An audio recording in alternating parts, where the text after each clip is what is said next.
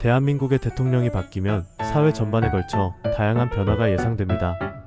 특히 현재 2025년 6월 기준은 윤석열 전 대통령의 탄핵과 비상계엄 선포라는 특수한 상황을 거쳐 새로운 대통령이 선출된 상황이므로 그 변화의 폭은 더욱 클 수 있습니다. 주요 예상 변화는 다음과 같습니다. 1. 정치 및 사회 통합. 정치적 안정 및 갈등 해소. 탄핵과 비상계엄이라는 극심한 정치적 혼란을 겪었기에 새 정부는 우선적으로 정치적 안정을 회복하고 국민 통합을 최우선 과제로 삼을 가능성이 높습니다.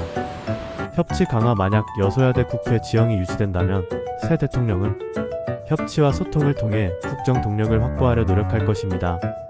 극한 대결 구도를 해소하고 상생의 정치를 모색할 필요성이 더욱 부각될 것입니다. 민주주의 회복 및 강화. 비상계엄 상황을 거치면서 민주주의 가치 훼손에 대한 우려가 컸던 만큼 새 정부는 민주주의의 원칙과 절차를 존중하고 회복하는 데 주력할 것으로 예상됩니다. 해시태그 2. 경제정책. 내수 활성화 및 민생 경제 회복. 최근 한국 경제는 저성장과 고물가, 고금리 등으로 민생의 어려움이 가중되고 있습니다.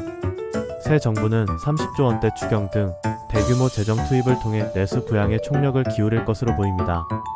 경제 패러다임 전환론에 단순히 과거의 고성장을 복원하는 것이 아니라 저성장을 인정하고 폭지를 지출이 아닌 내수 기반 강화의 인프라로 인식하는 등 경제 패러다임 전환에 대한 논의가 활발해질 수 있습니다.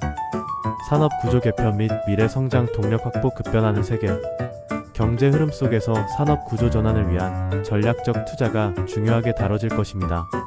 신산업 육성과 기존 산업의 경쟁력 강화 방안이 모색될 수 있습니다.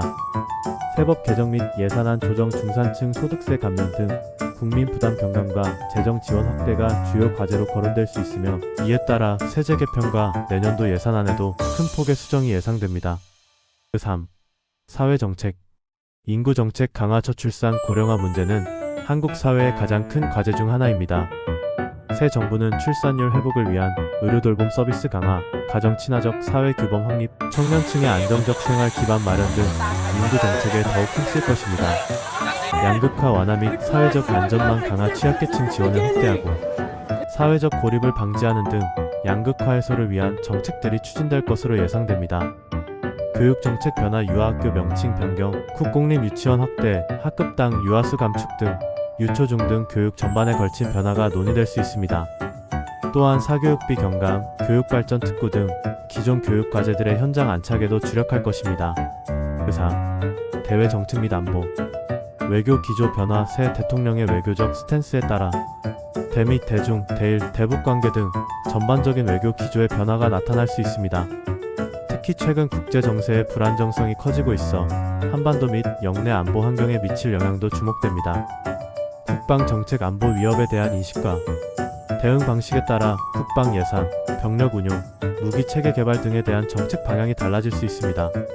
결론적으로 대통령 교체는 단순히 수장이 바뀌는 것을 넘어 국가의 이념, 가치관, 정책 방향 전반에 걸쳐 큰 변화를 가져올 수 있습니다. 특히 현재의 특수한 정치 상황을 고려할 때 새 정부는 국민 통합, 민주주의 회복, 민생 경제 안정에 중점을 두고 정책을 추진할 가능성이 높습니다.